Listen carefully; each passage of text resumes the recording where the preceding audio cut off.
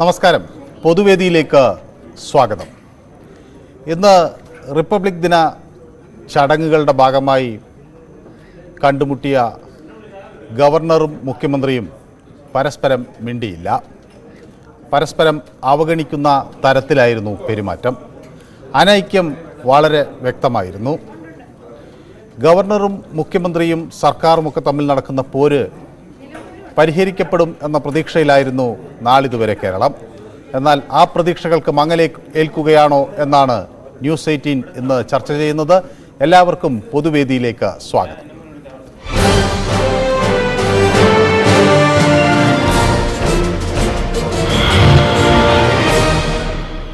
വടകരയിൽ നിന്ന് ബാലകൃഷ്ണൻ നമുക്കൊപ്പം ചേരുന്നു. ശ്രീ ബാലകൃഷ്ണൻ, ഈ പോര് ഒന്ന് തീരണ്ടേ?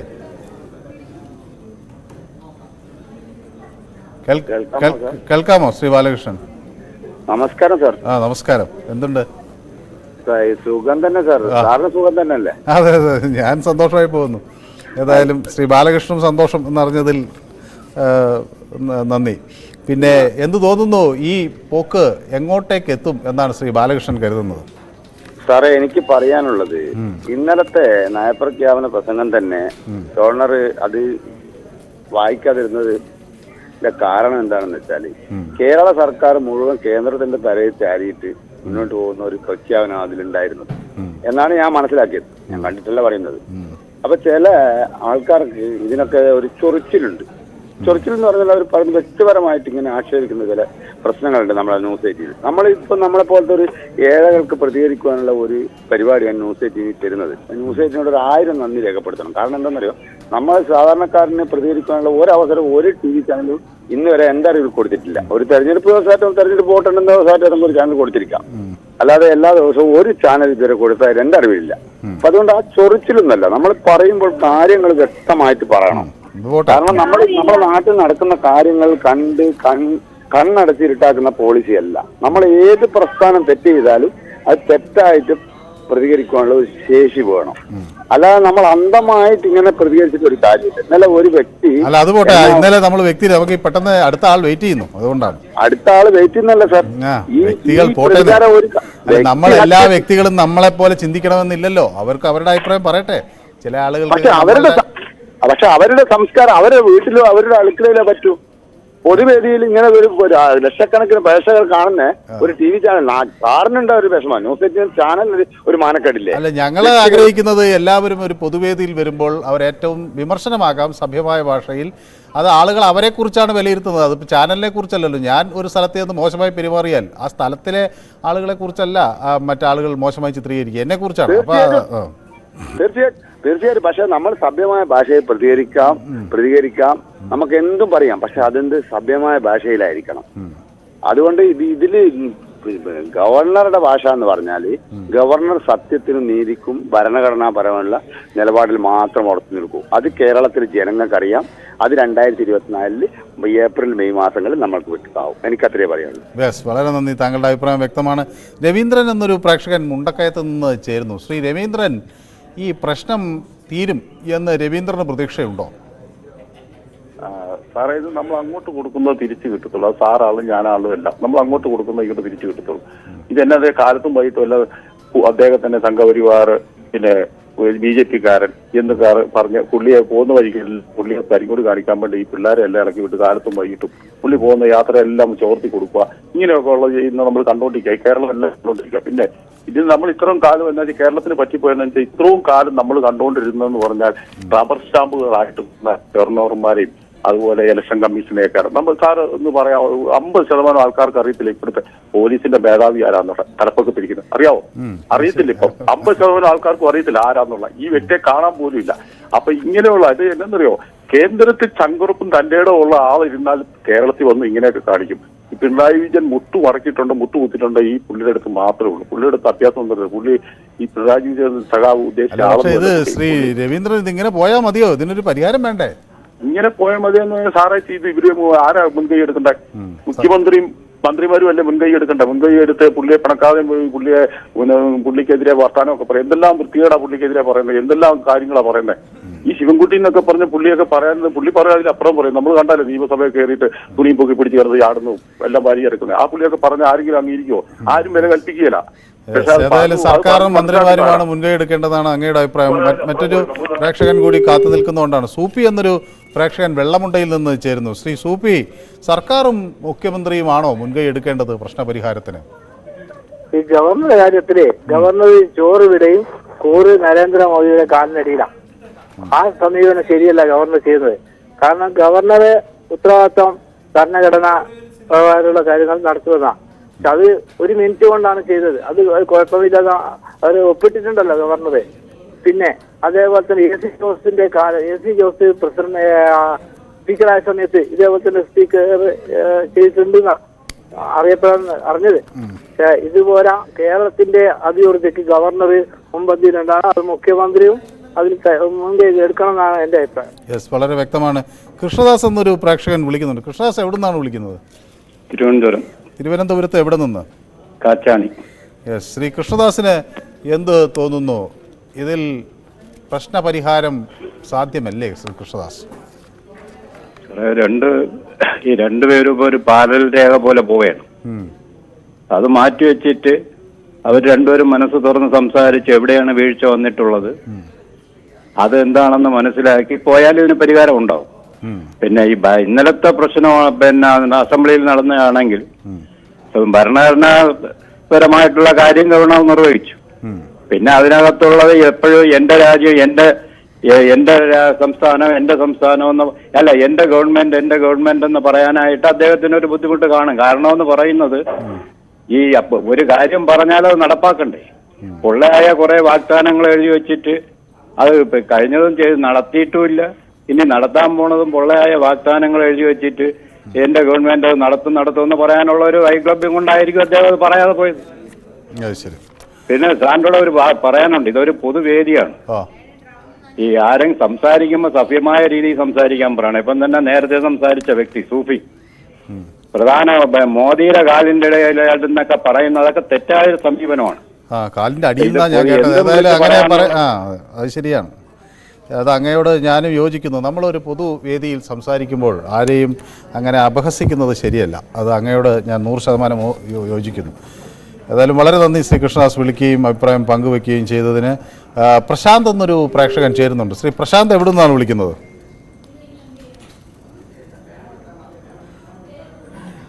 ശ്രീ രവീന്ദ്രൻ ആലത്തൂരിൽ നിന്നാണ് ചേരുന്നത്. ശ്രീ രവീന്ദ്രന് എന്ത് തോന്നുന്നു? ഈ പരസ്പരം മുഖം കൊടുക്കാതെ ഇങ്ങനെ എത്ര കാലം നടക്കാനാകും ഗവർണർക്കും മുഖ്യമന്ത്രിക്കും?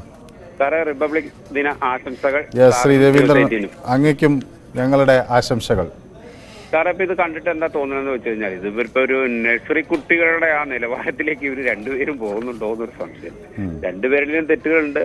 ഇപ്പോ നമ്മുടെ ഗവർണർ സാറിനെ പറ്റി പറയുകയാണെങ്കിൽ അദ്ദേഹത്തിന് ഒരു പക്ഷെങ്കിൽ ഞാൻ വിചാരിക്കുന്നത് പുറത്തിറങ്ങിയാൽ ഡിവൈഎഫ്ഐക്കാര് അവരോട് അല്ലെങ്കിൽ SFIക്കാര് അദ്ദേഹത്തോട് കാണിച്ചത് ഒരല്പം ക്രൂരമായി പോയി എന്ന് എനിക്ക് തോന്നുന്നു. അതിന്റെ ഭാഗമായിരിക്കാം. മനുഷ്യനല്ലേ, ഇപ്പം എന്ത് ഭരണഘടന ഉണ്ടെങ്കിലും എത്ര സ്ഥാനമാനങ്ങളിലായിരിക്കുന്നതിലും മനുഷ്യൻ എന്ന നിലയിൽ അതിന്റെ ഒരു ഇത് കാണും. കാരണം അത് ഞാൻ പറയുകയാണെങ്കിൽ പിണറായി വിജയൻ എന്ന മുഖ്യമന്ത്രിക്ക് അവരുടെ ഏറ്റവും കീഴ്ഘടകമാണല്ലോ SFI എന്ന് പറയുന്നത്. എന്തിനാണ് അത് അദ്ദേഹത്തിന് അത് തടുക്കാമായിരുന്നു. ഗവർണറെ അങ്ങനെ ഉപദ്രവിക്കേണ്ട കാര്യമില്ല. അത് മറ്റു രീതിയിൽ തീർക്കേണ്ട കാര്യങ്ങളായിരുന്നു. ഇതിപ്പം യൂണിവേഴ്സിറ്റിയിലെ കാര്യമായാലും മറ്റു കാര്യങ്ങളായാലും തീർക്കാമായിരുന്നു. കാരണം എന്താന്ന് ചോദിച്ചാൽ ഗവർണറെ കരിങ്കൊടി കാണിക്കുന്ന അതേ സമയത്ത് പിണറായി വിജയനെ കരിങ്കൊടി കാണിക്കുമ്പോൾ പിണറായി വിജയൻ പെരുമാറിയത് എങ്ങനെയാണ് അത് നമുക്കറിയാമല്ലോ. നിങ്ങളിലൂടെയാണ് കേട്ടോ ഞങ്ങളിതെല്ലാം മനസ്സിലാക്കുന്നത്, ചാനലുകളിലൂടെ തന്നെയാണ്. അതുകൊണ്ട് പറയാണ്. അപ്പൊ ഇത് രണ്ടുപേരും പരസ്പരം പൂരകമായിട്ട് നമ്മളിപ്പോൾ ഈ രണ്ട് അറിയാലോ, നമുക്ക് പണ്ട് സ്കൂൾ പഠിപ്പിക്കുമല്ലോ, ഈ നേർരേഖയിൽ ഇങ്ങനെ സഞ്ചരിച്ചുകൊണ്ടിരുന്ന ഒരിക്കലും കൂട്ടി യോജിക്കില്ലല്ലോ. അപ്പൊ ഇവർക്ക് കുറച്ചുകൂടെ ജനങ്ങളെ പക്വത പഠിപ്പിക്കേണ്ട ഇവർ പക്വതയില്ലാതെ ഇങ്ങനെ പോയി കഴിഞ്ഞാൽ അത് എവിടെ ചെന്ന് എത്തുന്നുള്ളതെന്ന് കണ്ടറിയേണ്ട അവസ്ഥയാണ്. അപ്പൊ ഇവർ രണ്ടുപേരും 70-75 വയസ്സിന് മുകളിലുള്ളവരാണ്. ഇവർ രണ്ടുപേരും ഇങ്ങനെ ഈ വരും തലമുറയ്ക്ക് ഒരു മാതൃകയാകേണ്ടവർ. അവര് തിരുത്തി പോകണം തന്നെ വിചാരിക്കും. ഇവര് പ്രശ്നങ്ങളുണ്ടെങ്കിൽ താങ്കളുടെ അഭിപ്രായം ഏതായാലും വളരെ വ്യക്തമാണ്. സൂര്യനാരായണൻ എന്നൊരു പ്രേക്ഷകൻ ചേരുന്നുണ്ട്. സൂര്യനാരായണൻ ചാലക്കുടിയിൽ നിന്നാണ് വിളിക്കുന്നത് അല്ലേ? അതെ അതെ. ശ്രീ സൂര്യനാരായണന് എന്ത് തോന്നുന്നു ഈ ഇതൊക്കെ കണ്ടിട്ട്, ഈ ദൃശ്യങ്ങളൊക്കെ കാണുമ്പോൾ? ഒരാൾ കൈകോപ്പുന്നു, മറ്റേയാൾ കാണാതെ പോകുന്നു, അങ്ങനെ എന്ത് തോന്നുന്നു ശ്രീ സൂര്യനാരായണൻ? ഇപ്പോഴത്തെ അവസ്ഥ, നമ്മുടെ നാടിന്റെ അവസ്ഥ എന്ന് വെച്ചാൽ വളരെ പരിതാപകരമായിട്ടാണ് പോണത്. ഇപ്പോ പിണറായി വിജയൻ ഒരു ഭാഗത്തേക്ക് തിരിഞ്ഞിരിക്കുക, ഗവർണർ മറ്റൊരു ഭാഗത്തേക്ക് തിരിഞ്ഞിരിക്കുക എന്ന് പറഞ്ഞാൽ പിണറായി വിജയൻ ചെയ്തതെല്ലാം നല്ല കാര്യങ്ങളും മറ്റുള്ള ഇപ്പൊ ഗവർണർ ചെയ്യുന്നത് നല്ല ദോഷകാര്യങ്ങളെന്ന് വരുത്തി തീർക്കുകയാണ് ഇവിടുത്തെ CPM-ന്റെ മന്ത്രിമാര് മുഴുവൻ. അപ്പൊ അദ്ദേഹം എന്ത് തെറ്റാ ചെയ്തത്? ഇപ്പൊ അങ്ങേര് പോകുമ്പോ കരിങ്കൊടി കാണിക്കുക, വിവേചന രീതിയിലുള്ള ബാനറുകൾ കാണിക്കുക, പിണറായി പോകുമ്പോ കരിങ്കൊടി കാണിക്കുന്നവരെ തല്ലിച്ചതയ്ക്കുക. ഇതൊക്കെ നമ്മുടെ നാടിന് യോജിച്ച കാര്യങ്ങളാണെന്ന് നമ്മുടെ സാധാരണ നാട്ടുകാർ തന്നെ ആലോചിക്കേണ്ട കാര്യങ്ങളാണ് അതൊക്കെ. വളരെ വ്യക്തമാണ്. ദാസൻ എന്നൊരു പ്രേക്ഷകൻ കൂടി കണ്ണൂരിൽ നിന്ന് ചേരുന്നുണ്ട്. ശ്രീ ദാസന് എന്ത് തോന്നുന്നു? ഇത് ആര് തീർക്കും ഈ പോര്? ശ്രീ ദാസൻ, ഇത് ഇവർ രണ്ടു കൂട്ടം തന്നെ തീരുമാനിക്കണം. ഇത് ഞാനോ വെല്ലുവിളി നീയോ വെല്ലുന്നുള്ള ചിന്താഗതിയാണ്. ഞാൻ പറഞ്ഞ പ്രോട്ടോകോൾ അനുസരിച്ച് എനിക്ക് തോന്നുന്നു ഗവർണറിലെ മുഖ്യമന്ത്രിയെക്കാട്ടും മുമ്പിൽ നിൽക്കുന്നത്. അപ്പോൾ മുഖ്യമന്ത്രിയുടെ ആൾക്കാർ ഒരു സമന്വയത്തിന്റെ പാത ഇവർക്ക് അറിയില്ല. കാര്യം എന്താന്ന് പറഞ്ഞാൽ ഇഷ്ടം പോലെ നമ്മളെ കതിനാവുന്ന പണി ഇന്നത്തിനാണ്ട് 20 ലക്ഷം കൊടുത്താണ് ഗവർണർക്ക് റിപ്പബ്ലിക്കൻസ് ചായ സർക്കാരത്തിൽ കൊടുക്കുന്നത്. ഇങ്ങനെ ഇവർക്ക് ചായ സർക്കാരത്തിൽ കൊടുക്കണമെങ്കിൽ ഭരണഘടനയിൽ പറഞ്ഞിട്ടുണ്ടെങ്കിൽ തന്നെ ഞാൻ പറഞ്ഞത് നിങ്ങളെ വീട്ടിൽ നിന്നല്ല ആരെങ്കിലും സ്വത്തോ മുതലോ വിറ്റിട്ട് കൊടുക്കണം. നാട്ടുകാരെ പൈസ എടുത്തിട്ട് ഇങ്ങനെ കളിക്കുമ്പോൾ ഇത് തന്നെ കളി. കാര്യം ഇവർക്കൊന്നും ജീവിതത്തിൽ ഇന്ന് വരെ നയിച്ചിട്ടില്ല. ഈ നാട് നന്നാക്കിയിട്ടുള്ള ശീലം മാത്രമേ. നാട്ടുകാരെ പണം എടുത്തിട്ട് ഇങ്ങനെ സൂഹിക്കുക. ഇവർക്ക് മര്യാദ ന്യായമൊന്നുമില്ല. ഇവർ ചട്ടമ്പത്രം കളിക്കട്ടെ. 75-80 വയസ്സുള്ള ആൾക്കാരെ ഇവർ രണ്ടുപേരും. വളരെ വ്യക്തമാണ്. ലോനപ്പൻ എന്നൊരു പ്രേക്ഷകൻ കൂടി ബാംഗ്ലൂരിൽ നിന്ന് നമുക്കൊപ്പം ചേരുന്നു. ശ്രീ ലോനപ്പന് എന്ത് തോന്നുന്നു? കുറെ കൂടി പക്വത ആരുടെ ഭാഗത്തു നിന്ന് ഉണ്ടാകണമെന്നാണ് ശ്രീ ലോനപ്പൻ കരുതുന്നത്? മുഹമ്മദ് ഇബ്രാഹിം എന്നൊരു പ്രേക്ഷകൻ കൂടി ചേരുന്നു. ശ്രീ മുഹമ്മദ് എവിടെ നിന്ന് വിളിക്കുന്നു? പാലക്കാട് ജില്ല മുതലമടയിൽ നിന്നാണ് വിളിക്കുന്നത്. ശ്രീ മുഹമ്മദ് ഇബ്രാഹിം, ഈ ദൃശ്യങ്ങളൊക്കെ കാണുന്നില്ലേ? ഈ കാണാറുണ്ട്. എന്ത് തോന്നുന്നു ഇത് കണ്ടിട്ട്? ഇത് നമ്മുടെ ഒരു ജനാധിപത്യ സംവിധാനത്തിന് അഭികാമ്യമാണോ? അഭികാമ്യം ഒട്ടും ശരിയല്ല. ഇവര് തമ്മിൽ കൊടുക്കൽ വാങ്ങലുള്ള ഒരു കളികളാണ് നടക്കുന്നത്. പുറത്ത് അങ്ങനെയൊക്കെ പറയും, പക്ഷെ അകത്ത് അവർ അണ്ടർസ്റ്റാൻഡിങ്ങിനാ പോയിക്കൊണ്ടിരിക്കുന്നത്. ആണോ? മുഹമ്മദ് ഇബ്രാഹിം കരുതുന്നത് ഇവര് പുറത്തേക്ക് ഈ അടിയുള്ളൂ, അകത്തൊന്നുമില്ല. ദാസേട്ടൻ പറഞ്ഞ പോലെ 20 ലക്ഷം റുപ്യ ബഡ്ജറ്റിൽ അവർക്ക് ഗവൺമെന്റ് ഇടയ്ക്ക് ഒരു സൽക്കാരത്തിന് വേണ്ടി 20 ലക്ഷം റുപ്യ അനുവദിച്ചു കൊടുത്തു. ഇന്നാണ് ഏറ്റവും അത് റിപ്പബ്ലിക് ദിന പാർട്ടി ആണ്. അത് സ്വാഭാവികമായി ഒരു ചടങ്ങെന്ന രീതിയിൽ സംഘടിപ്പിക്കുന്നതാണ്. അപ്പൊ അതിന് ചെലവുണ്ടാവുമല്ലോ. അത് എല്ലാ വർഷവും ഇവര് പുറത്ത് അങ്ങനെ അടിയാണെങ്കിലും അകത്ത് സ്നേഹമാണെന്നാണ് ശ്രീ മുഹമ്മദ് ഇബ്രാഹിം പറയുന്നത്. ഏതായാലും വളരെ നന്നായി ശ്രീ മുഹമ്മദ് ഇബ്രാഹിം അവിടെ നിന്ന് വിളിക്കുകയും അഭിപ്രായം പങ്കുവയ്ക്കുകയും ചെയ്തതിൽ. അനിൽ വിശ്വ, അനിൽ എവിടെ നിന്ന് വിളിക്കുന്നു? ശ്രീ അനിൽ ആലപ്പുഴയിൽ. ശ്രീ അനിലിന് എന്ത് തോന്നുന്നു? ഇവര് പുറത്തേക്ക് മാത്രമേ ഉള്ളൂ അനിലെ ഈ അടി, അതോ അകത്തും അടി തന്നെയാണോ? തീർച്ചയായിട്ടും സാറേ, പുറത്തുനിന്ന് മാത്രമല്ല, ഇത് അകത്തും അടി തന്നെയാണ്. ഇതിന്റെ ഇപ്പൊ നമുക്ക് അതിന്റെ വിഷ്വൽസ് കാണുമ്പോൾ തന്നെ അറിയാം, പിണറായി വിജയൻ അതിന്റെ മുഖം കൊടുക്കുന്നില്ല, നമ്മുടെ ഗവർണർക്ക് മുഖം കൊടുക്കുന്നില്ലായിട്ടാണ് കാണുന്നത്. അപ്പോഴതിനകത്ത് ഒരു പ്രത്യേകം കാര്യം നമ്മൾ കാണേണ്ട കാര്യം സാറേ, കാലങ്ങളായി ഗവർണർ ഒരു റബ്ബർ സ്റ്റാമ്പ് മാത്രമായിരുന്നു. എന്നാൽ ഇന്ന് നമ്മുടെ വന്നിരിക്കുന്ന ആരിഫ് മുഹമ്മദ് ഖാൻ എന്ന് പറഞ്ഞ ഒരു റബ്ബർ സ്റ്റാമ്പ് മാത്രമല്ല, അദ്ദേഹത്തിന്റെ അഭിപ്രായങ്ങൾ വ്യക്തമായിട്ട് പറയുന്നു എന്നുള്ളതാണ് ശ്രദ്ധിക്കപ്പെടേണ്ട കാര്യം. അതിലൂടെ തന്നെ നമ്മളിപ്പോ ഒരു ഗവൺമെന്റ് ശ്രദ്ധിക്കേണ്ടതെന്ന് പറഞ്ഞാല് ജനങ്ങളുടെ ക്ഷേമമാണ് നോക്കേണ്ടത്. ഇവിടെ നമുക്കിപ്പോ കണ്ടുവരുന്നതെന്ന് പറഞ്ഞാൽ ജനങ്ങളുടെ ക്ഷേമമല്ല അവര് നോക്കുന്നത്, അവരുടെ ഉള്ളിലുള്ള പ്രശ്നം എന്ന് പറഞ്ഞാൽ ആ ഭരണഘടനാപരമായിട്ടുള്ള പ്രശ്നങ്ങളുള്ള അടി കൊണ്ട് ജനങ്ങളാണ് ഇവിടെ കഷ്ടപ്പെട്ടുകൊണ്ടിരിക്കുന്നത്.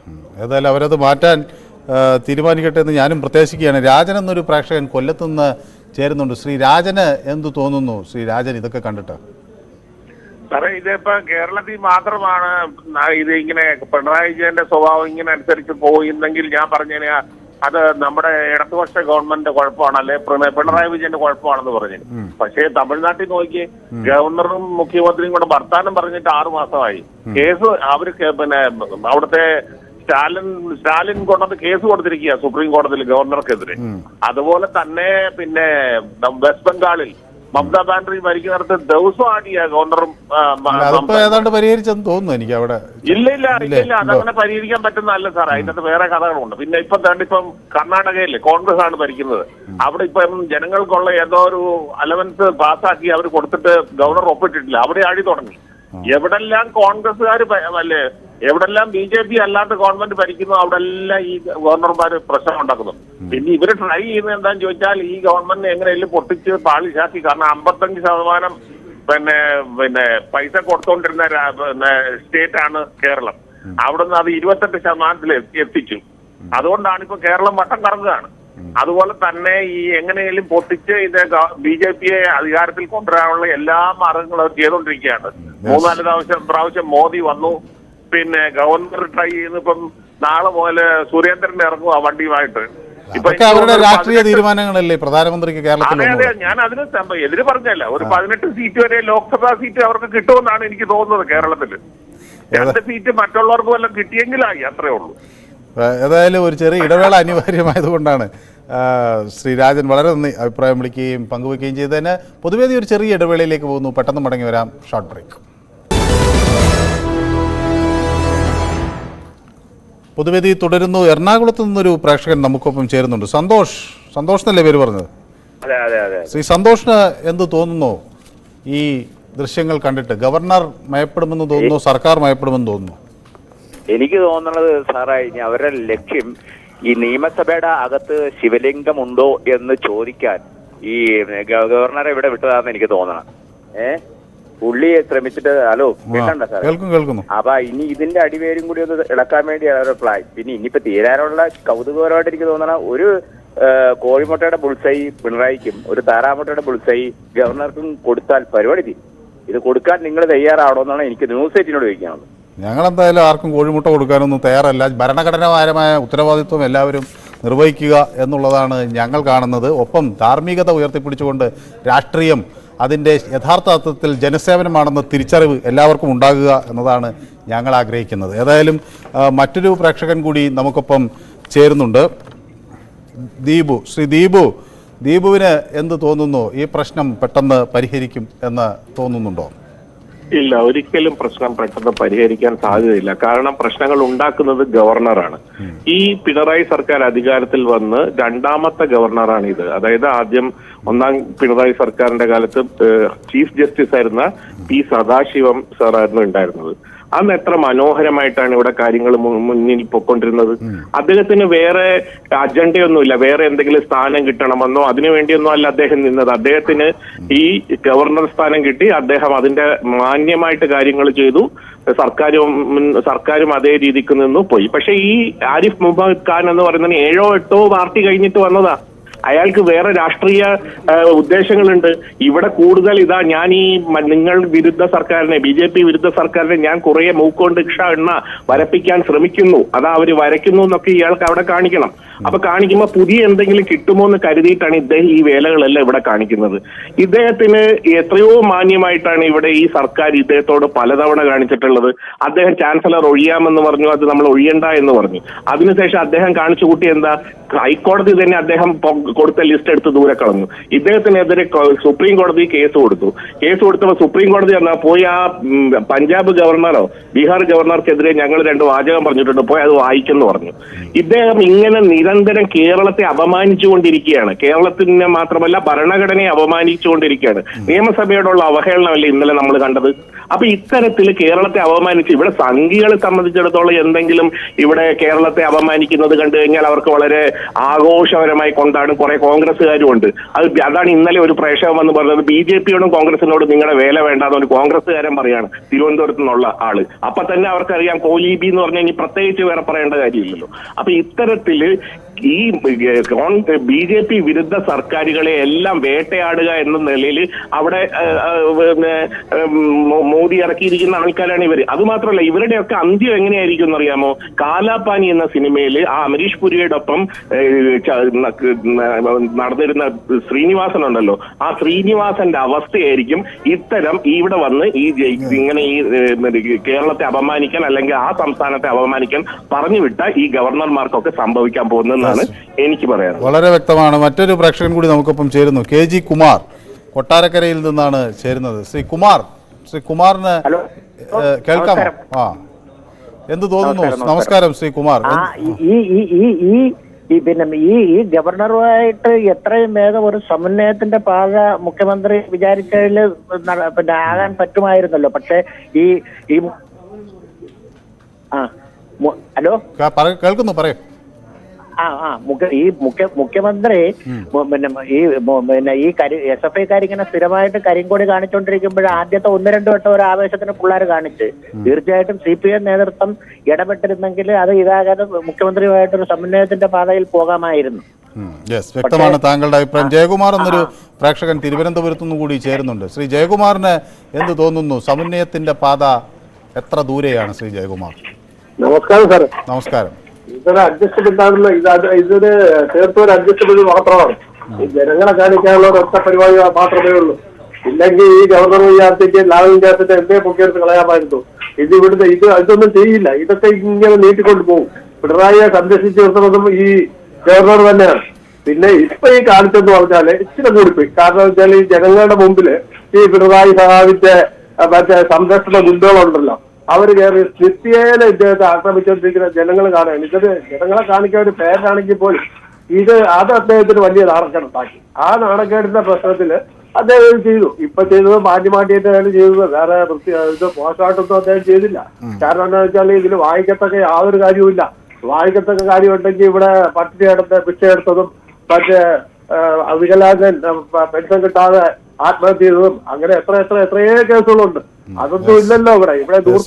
മറ്റൊരു പ്രേക്ഷകൻ കൂടി കാത്തു നിൽക്കുന്നത് കൊണ്ടാണ്. മോഹൻദാസ് എന്നൊരു പ്രേക്ഷകൻ ആലത്തൂരിൽ നിന്ന്. മോഹൻദാസ്, വളരെ ചുരുങ്ങിയ വാക്കുകളിൽ ഈ പോര് പരിഹരിക്കാൻ എങ്ങനെ സാധിക്കും? അത് അവർ തന്നെ വിചാരിക്കണം, അല്ലാണ്ട് പറ്റില്ല. ഇത് ഇമ്മാനുവൽ മാക്രോൺ ഫ്രാൻസിൽ നിന്ന് വന്നിട്ട് പ്രധാനമന്ത്രിയായിട്ട് കെട്ടിപ്പിടിച്ച് നിൽക്കുന്ന സമയത്ത് നമുക്ക് കൊതിയായി പോയി. ഇവിടെ അങ്ങനെയാണ്. ഇവിടെ ഇപ്പൊ നടന്നുകൊണ്ടിരിക്കുന്നത് പാലാഴിമതനാണ് സാറേ. പാലാഴിമതനം, അതായത് വാസുകി എന്ന സർപ്പത്തിന്റെ തലയിലും വാലിലും, വാസുകി നമ്മുടെ ജനങ്ങളാണ് കേരളത്തിലെ, 2 തലയിലും ഇവര് പിടിച്ചിട്ട് വലിച്ചിട്ട് അവസാനം ശ്വാസം കിട്ടാതെ ഛർദ്ദിച്ചും ചാകാൻ പോകുന്ന ഇവിടുത്തെ ജനങ്ങൾ തന്നെയാണ്. ഇവരെന്നത് നേരാകുമെന്ന് അറിയില്ല. വളരെ വ്യക്തമാണ്. ലോനപ്പൻ എന്നൊരു പ്രേക്ഷകൻ ബാംഗ്ലൂരിൽ നിന്ന് നമുക്കൊപ്പം ചേരുന്നുണ്ട്. ശ്രീ ലോനപ്പൻ, വളരെ ചുരുങ്ങിയ വാക്കുകളിൽ ശ്രീ ലോനപ്പൻ എങ്ങനെ വിശകലനം ചെയ്യും ഈ സാഹചര്യത്തെ? ഇന്ത്യക്ക് നിരക്കാത്തത്, ഭരണഘടനയ്ക്ക് നിരക്കാത്തത്, നിയമസഭയ്ക്ക് നിരക്കാത്ത കാര്യങ്ങളാണ് ഗവർണർ ചെയ്തുകൊണ്ടിരിക്കുന്നത്. ഗവർണറൊക്കെ തെറ്റ് തിരുത്തി നിയമസഭ ചെയ്യുന്നതോടുകൂടെ ചെയ്യുന്നതായിരിക്കും നല്ലത്. വളരെ വ്യക്തമാണ്. ചന്ദ്രൻ എന്നൊരു പ്രേക്ഷകൻ ആലപ്പുഴയിൽ നിന്ന് ചേരുന്നുണ്ട്. ശ്രീ ചന്ദ്രൻ, ആലപ്പുഴയിൽ എവിടെ നിന്നാണ് വിളിക്കുന്നത്? ശ്രീ ചന്ദ്രൻ കേൾക്കാമോ? ചന്ദ്രനുമായുള്ള ടെലിഫോൺ ബന്ധത്തിൽ ചെറിയ പ്രശ്നങ്ങളുണ്ട്. ഏതായാലും രാജ്ഭവൻ ഇന്ന് ഒരു വിരുന്ന് ഒരുക്കുന്നുണ്ട്. അറ്റ് ഹോം എന്ന ഈ വിരുന്നിൽ ഇന്ന് വൈകിട്ട് മുഖ്യമന്ത്രിയൊക്കെ പങ്കെടുക്കും എന്ന് നമുക്ക് പ്രതീക്ഷിക്കാം. പ്രതിപക്ഷ നേതാവിനെയും ഒക്കെ ഗവർണർ ക്ഷണിക്കുകയും ചെയ്തിട്ടുണ്ട്. ഏതായാലും അതിനുവേണ്ട സാമ്പത്തിക ചിലവ് ഒക്കെ സർക്കാർ പാസാക്കി നൽകുകയും ചെയ്തിട്ടുണ്ട്. സർക്കാരും പ്രത്യേകിച്ച് മുഖ്യമന്ത്രിയും ഗവർണറും തമ്മിലുള്ള ഈ പരസ്യപ്പോര് അവസാനിക്കും എന്ന പ്രതീക്ഷയിൽ തന്നെയാണ് കേരളം. ഈ വിഷയം ഞങ്ങൾ യൂട്യൂബിലും ചർച്ച ചെയ്തിരുന്നു. ഈ ഗവർണർ സർക്കാർ പോര് പെട്ടെന്ന് പരിഹരിക്കാനാകുമോ അതോ പ്രശ്നപരിഹാര സാധ്യതകൾ അടഞ്ഞോ എന്നതായിരുന്നു ചോദ്യം.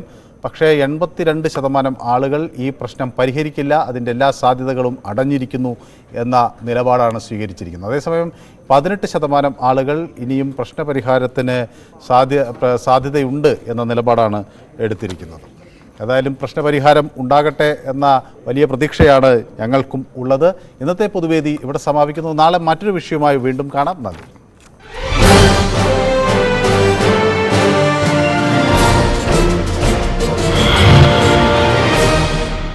ഈ പരിപാടി